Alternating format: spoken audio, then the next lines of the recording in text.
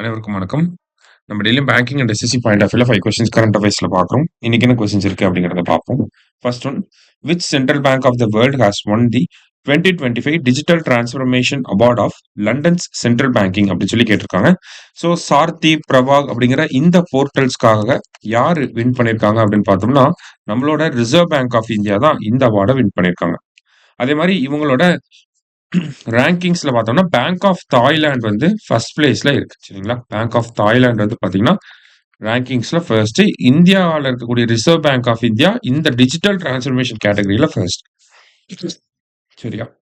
அடுத்தது, which institution is home to Hyperloop testing facility where the world's longest high speed tube is being developed அப்படின்னு சொல்லி கேட்டிருக்காங்க. So IIT மெட்ராஸ்ல தான் பார்த்தீங்கன்னா வேர்ல்டோட longest high speed testing tube அப்படிங்கிறத ஹைப்பர்லூப் டெக்னாலஜிக்காக பில்ட் பண்ணியிருக்காங்க. சரியா?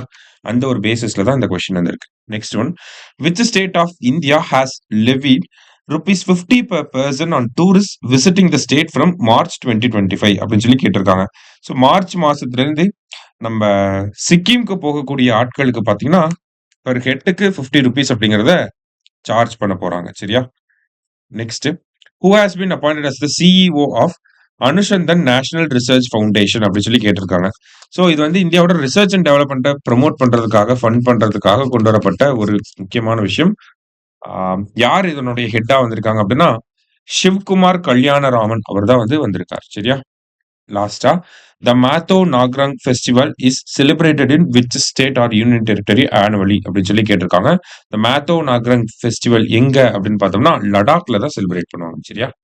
இன்னைக்கு 5 கொஸ்டின்ஸ் பார்த்துருக்கோம். தேங்க்யூ.